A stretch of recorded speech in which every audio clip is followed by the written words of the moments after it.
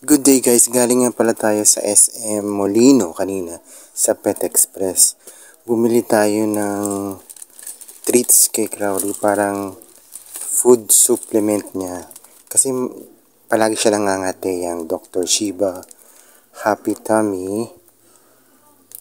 Bali, ano lang siya, parang pieces lang, try natin kay Crowley. Para to dun sa mga hindi na siya mag-cause ng itchiness or for a healthier gut. Yun nga. So, may flavor din pala siya, beef flavor. Actually, marami eh. Meron ding food supplement for immunity, ganon. Pero ito muna kinuha natin. So, try natin bigay kay Crowley. Yan, nag-aabang niya. Alam niya yan, basta may ganyan. Alam niya na may ibibigay sa kanya na treats, nag-aabang na yan. So, buksan muna natin. Ang hirap pala buksan. Hindi basta-basta talaga mabubuksan. So, kuha muna tayo ng, ano siguro? Kuha tayo ng gunting. Ang hirap talaga mabuksan, oh. Yan, maganda talaga yung packaging niya. Mr. Shiba. So, ayan na si Crowley. Pinanonood niya na. Alam niya eh, para sa kanya yan. Kasi lately, nangangati yung mga kamay niya. Wala namang garapata or wala namang insects or basta may itchiness lang siya. Itchiness sa mga palad na yan. Guntingin natin. Ang hirap talaga buksan eh. You need scissors talaga. Maganda yung packaging niya. Pag ano daw, pag small dog, depende. Pag small dog, mga 6 pieces. Tapos, medium dog, mga siyempre tataasan ng dosage. Tapos, pag super laking dog, meron ding dosage.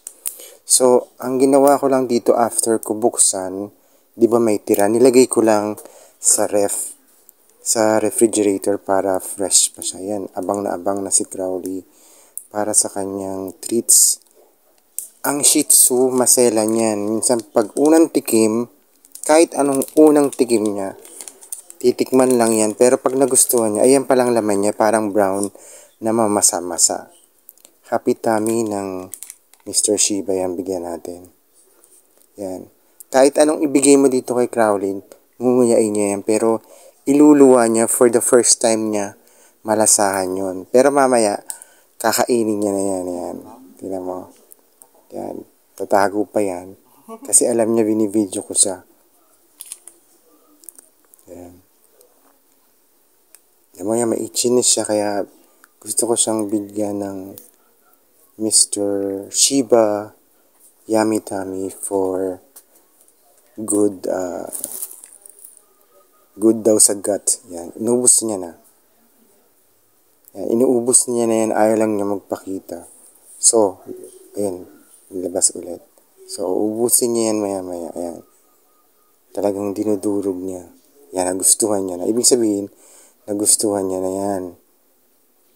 Tingnan mo, sandali lang sa bibig niya. Yan, ubus na. Yan. So, bigyan natin ulit siya. Ibig sabihin, pag nilabas niya yung dila niya, ibig sabihin, wala na. Gusto niya pa rin ng isa pa. Bigyan natin ulit siya ng Mr. Shiba.